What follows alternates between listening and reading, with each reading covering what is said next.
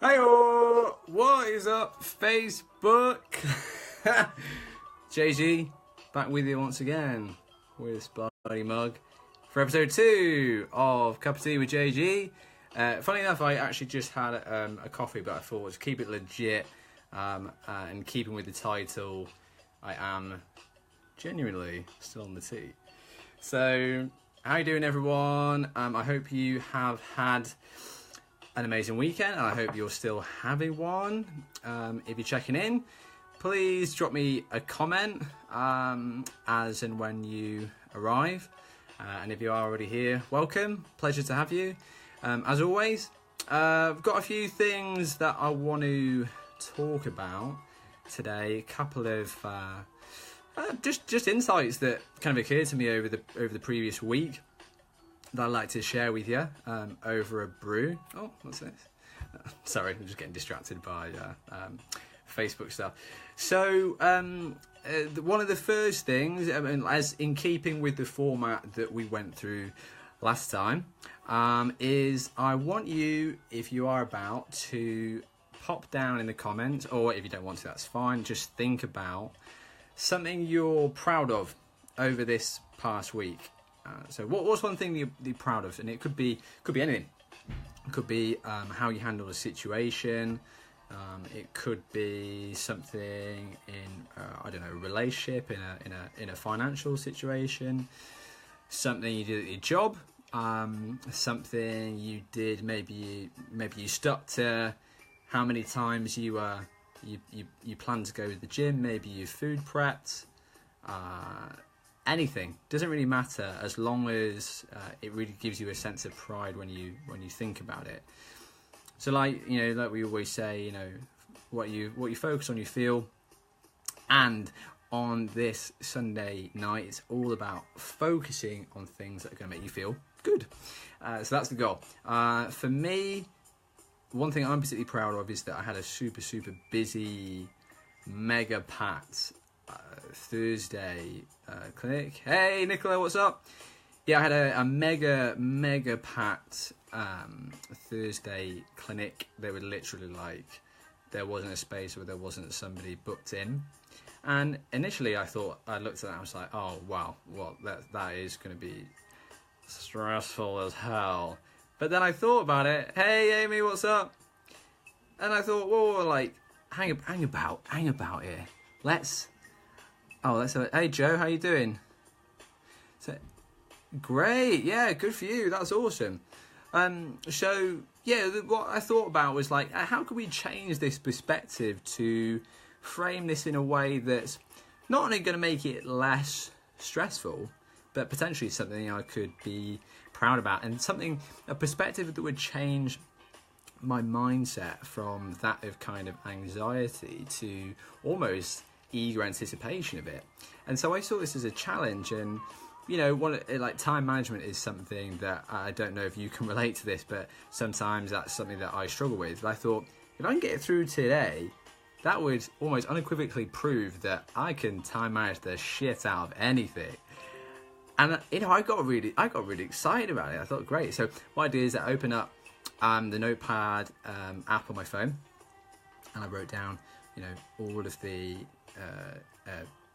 patients I had in that day, and then basically I would give myself like the thumbs up emoji for everyone that I got done in time. And I'm really proud of the fact that I absolutely smashed it.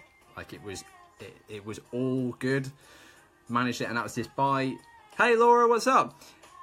Managed it, and despite there being like issues that we all encounter, like when the computer decides that it's not behaving and stuff like that, and I'd made contingencies for all those things. So anyway, that was something that I was really proud of. So again, like if you just dropped in, what I was asking you guys was to think of something big or small, it doesn't matter, something that you're proud of over the past week. It can be anything. yeah, that's it. Time I shit out of anything. So that was my personal experience. So again, if you feel comfortable, if you want to share, jot it down. That's what it's all about. If you don't, it's all good as well. So the story I wanted to share with you today, or story topic in general, as you saw in the title, is invisible battles.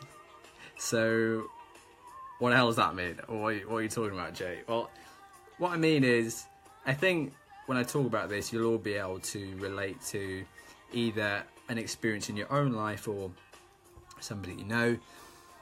You know, where we see someone who maybe at first glance we kind of think, come on, what's going on with them? Why are they acting that way?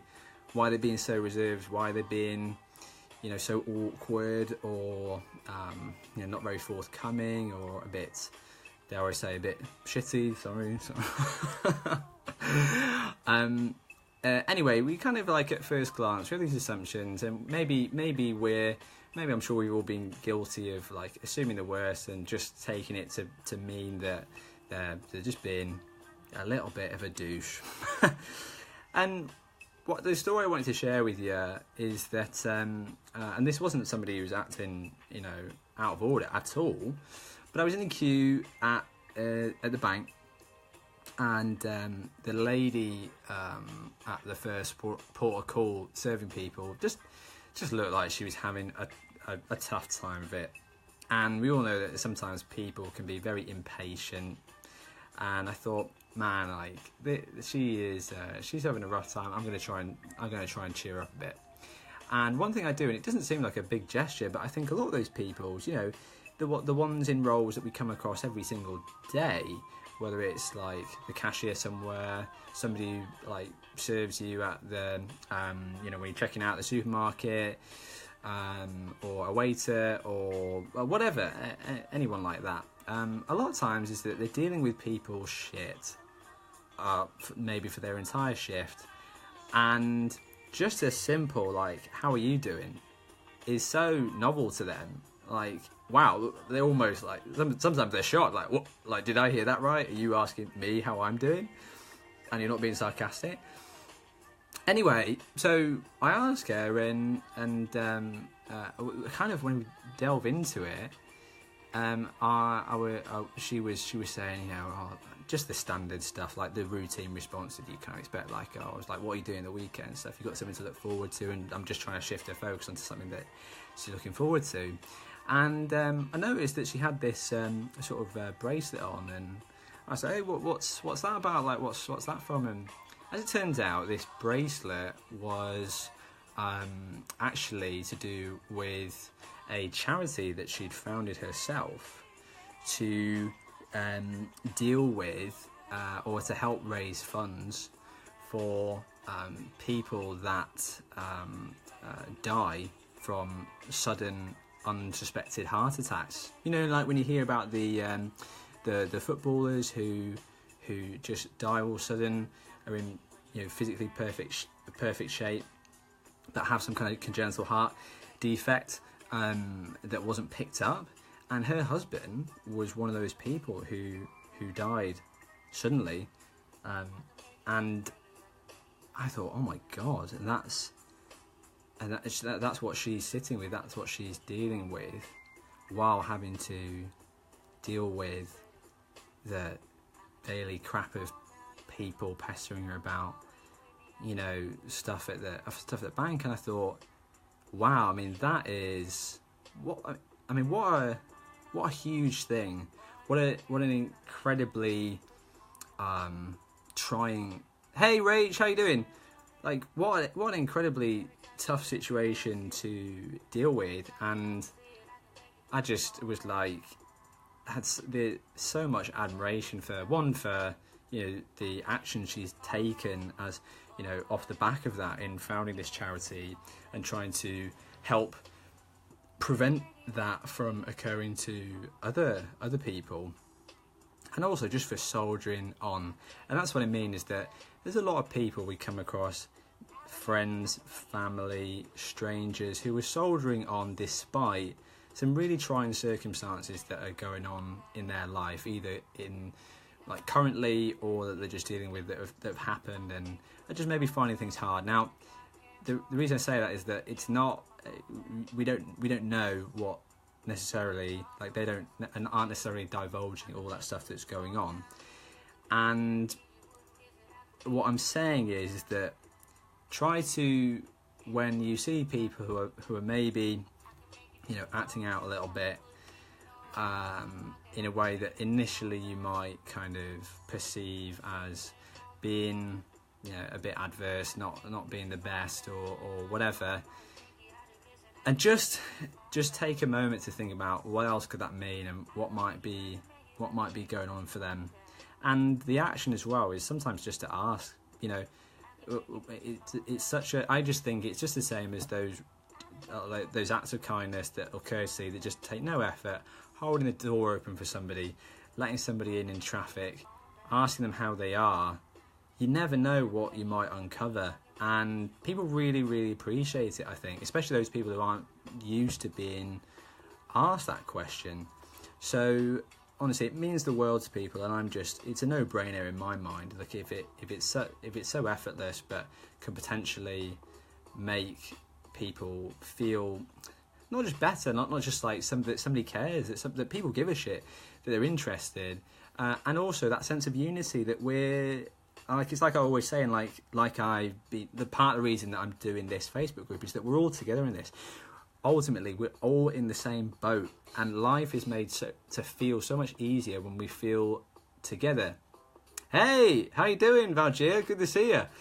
And I just think that sense of community, which is one of the reasons why I love CrossFit so much, is because I think, aside from all the other amazing stuff, is that it creates such a strong sense of community. And I think it's the reason why that adherence to a gym membership, you know, when you see people like that spike when they join their regular commercial gym, whether it's like Virgin Active or DW or whatever, and you see this spike post sort of Christmas, January, great, and then it just drops off and you never hear them again. They don't care as long as you've signed up and they're getting money. Do they really care if you turn up? Probably not. Whereas if you're at a CrossFit gym and you're not showing up, people are actually messaging you on the Facebook group, like, where are you, blah, blah. And it's because people care. It's what keeps people coming back. It's what helps you get through a workout when it's tough, because you're all going through it together. Anybody, I know people that don't do CrossFit or don't generally exercise that much, maybe will find this hard to relate. I'm sure there's another circumstance you can relate to.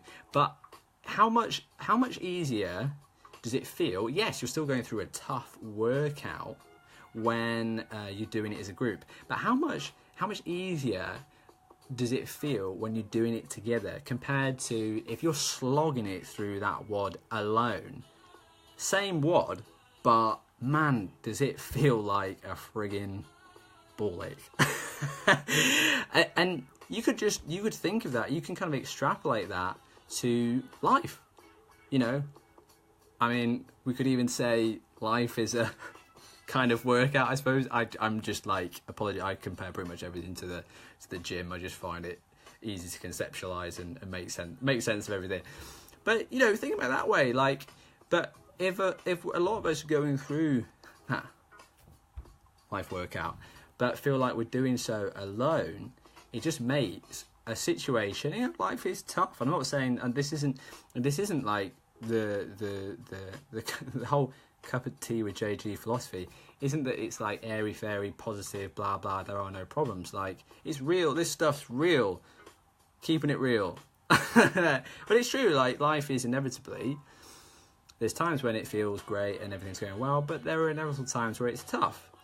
And so the goal isn't to, like, we're not going to be able to change that, it's just the way things are, but we don't need to. But knowing that people are there and that we're together and that we're not in this alone, makes that journey so much easier to deal with. And communicating to people, and I know this is like, I'm not saying anything novel or unique here, but communicating to people is a way of letting them know that they are in this workout together with you.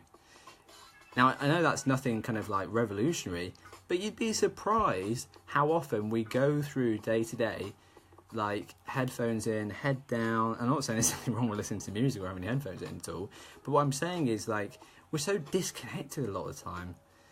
yeah, we might talk to our mates and stuff, but what about like the bigger sense of a community? Anyway, that's just an interesting sort of like example of where I kind of found that to be so relevant, and just reminded me of its importance. And from personal experience, I remember, and for all the criticism that social media gets and Facebook for, you know, turning us into people that don't, it's a double-edged sword, I suppose, because I think in some ways, you know, when we're glued to our phone and stuff and we're disconnected in the situation there and then from people around us, but in another way, when I was going through a really, really tough time in my life not so long ago, Facebook was a means of me to reach out to my whole extended family, so to speak, who came back with so much love and affection and support. And boy, did it help so much. Like I said, the situation itself that I was in didn't have to change. It's just the fact that I knew people were there who cared about me. I thought, wow, like it just made me feel so much better about things. So my next point is to then, because I don't want this just to be information for you, I want it to be something that you can like take practical steps in action. And what was that quote I heard? It's something like, I don't remember who said this, but you know, we talk about, I want to change the world, and it seems like such an insurmountable task. But I thought about, you know, maybe that is something tough to make such a significant difference to the world, but a couple of words might make the difference to one person's world, if that makes sense, if you catch my drift. And that's what I mean, is that small gestures that might seem insignificant to you or to somebody else, to that person can be epic. So what is a way, if we're thinking about the we versus me, what's a way you can communicate to somebody, or you can remind somebody that like teamwork makes the dream work, that like we got your back, that you're not in this alone, and that like I care. And what I'd encourage you to do is maybe think of one person, like if you think about sort of circles, like your family, your close friends, your acquaintances, clients, whatever. You think about it like a circle, and then maybe on the outside of that circle it's people who are just complete strangers. And maybe think of a couple of ways that in which you can kind of reach out to people and communicate to them and let them know that you're there and that you care. And how could you do that with somebody who you don't know at all, but you get an idea that maybe they could do with that. You know what I mean? Like the example I gave with the lady at the bank. So that's my challenge to you, and I would really honestly love to know what you do with that, and the stories that come out of it, and what comes up for you, and what how you feel when you do it as well. Honestly, I think that actually taking actions like this, helping people out, there's nothing that really feels better when you make a genuine difference in someone's life. I mean, that's it for me. That I live for that, and so it kind of is what in a big way drives me to do these things, big or small. If I know that it's going to make an impact on someone's life in a positive way, it's a done deal for me. I've not. Every time I come on here, it's a cup of tea with JG, and I never actually drink the friggin' tea. Okay, cool. So, I don't even know what time we're on, but those were my biggest points that I wanted to kind of put through today. And actually, I went for a really nice walk with my friend Amy this morning. And before we part ways, she asked me what's 3 things I'm looking forward to in the week ahead. So before we wrap up, next question is, what are 3 things that you're looking forward to this week?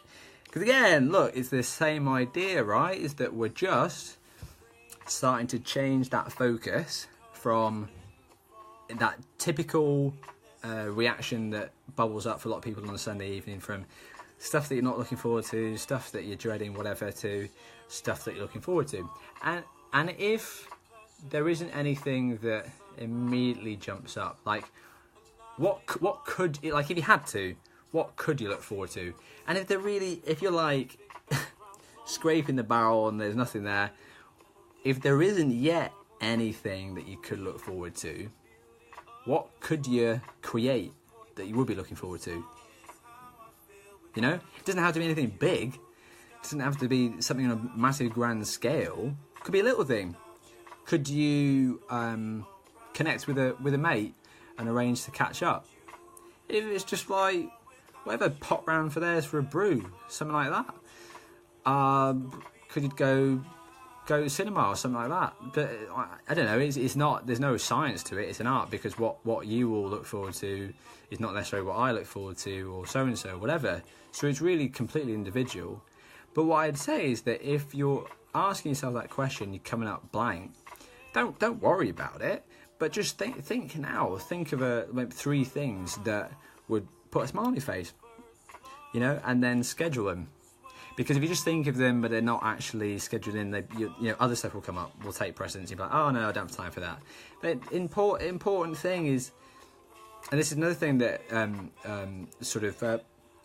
realization that came to when I was chatting with Amy today, is that taking time to schedule in and block off time just for you, for your own sanity, for your own peace of mind, is vitally important to your own sense of well-being. And yeah, okay, it's not to say that other stuff is important, but if you sacrifice that hour for yourself, I guarantee that it's going to be a rough ride taking care of other people or the other tasks that you have. So as much as I know, and I appreciate that a lot of you are going to be in very time-constricted situations, I really encourage you to block off an hour for yourself, or whatever it may be, whatever you feel comfortable with, just to do whatever the friggin' hell you want, whatever makes you happy, and relax, just you. And I guarantee that it would be the best investment that you've ever made. Well, maybe not ever, but doing something like that consistently is going to make you much more effective when it comes to all of the stuff that you need to get on with. So that's probably a good point to wrap up for today. I mean, I could keep going forever on this stuff. I really love sharing these kind of things and chatting with you guys. But I'm sure you have other things to be getting on with, so I wish you all the best for your rest of your Sunday evening. Have a good one, have a great week. Remember that, as always, we're a team, we're in this together. Sorry, my flatmate's just texting me, dinner's ready. We're in this together. I extend out to you that invitation sincerely, that if you want to message me about anything, honestly, feel free. I'm here for you. And have a fantastic week. All right, take care, guys. Fist bump. Ciao.